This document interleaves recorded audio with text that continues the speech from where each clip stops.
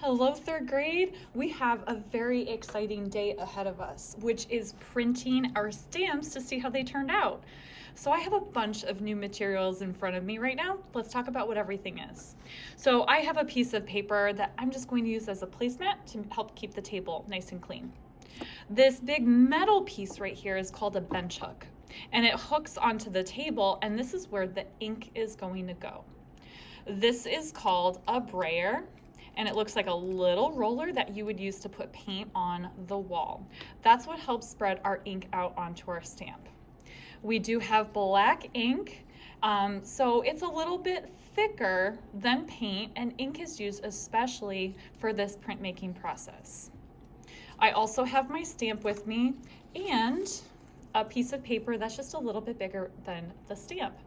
For those of you at home, if you decided to make a stamp with us, you can do a very similar process using some tempera or acrylic paint along with a paintbrush. Just make sure you put the paint on nice and thin when you're printing. All right, everyone, so you need to do a couple very special things when you're printing. I'm going to move my piece of paper off to the side because I don't want to get any extra ink on it. All right, so for those of us in class, I am going to be the one putting some ink onto your bench hook for you.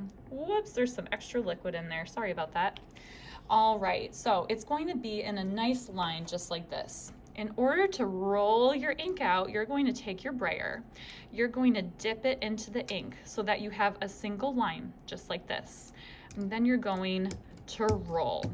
And you're going to lift it up in between rolls to make sure that it appears nice and even on your bench hook.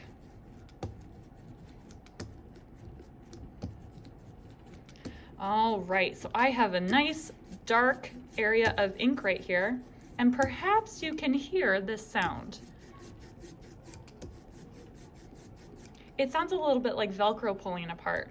That's a good sound to hear. That means that you have the right amount of ink on your bench hook. You can also see a little bit of texture. It kind of looks a little bit bubbly. That's also a good thing, and that means that you have the right amount of ink on here.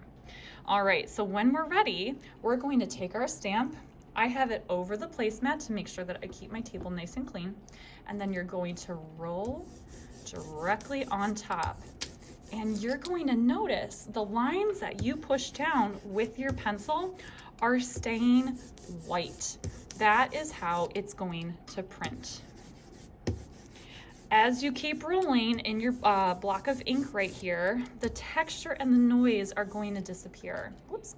And if that happens, you're just going to dip your brayer back up in again, a single line, and you're going to pull it down in the exact same way. So we want to go over our stamp a couple times to make sure that the ink that's on there is nice and dark.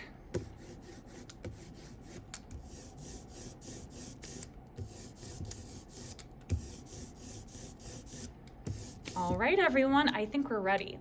So I'm going to set my brayer right there. I'm also going to scoot this dirty placemat out of the way because I don't want it to get on my nice clean white printing paper.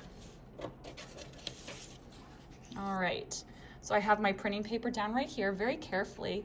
You're going to take your stamp, your name should be facing up, and you're gonna put it right in the middle of your printing paper.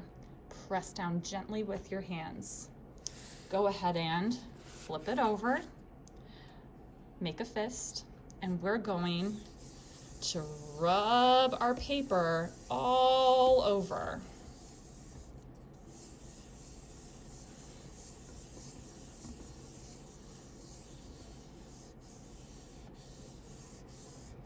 All right, let's take a peek and make sure we press down hard enough. I think we did. Here's the fun part. You get to pull your print off, and would you look at that? Your image is on your print. After you have finished with this part, you want to let your print dry in a safe place.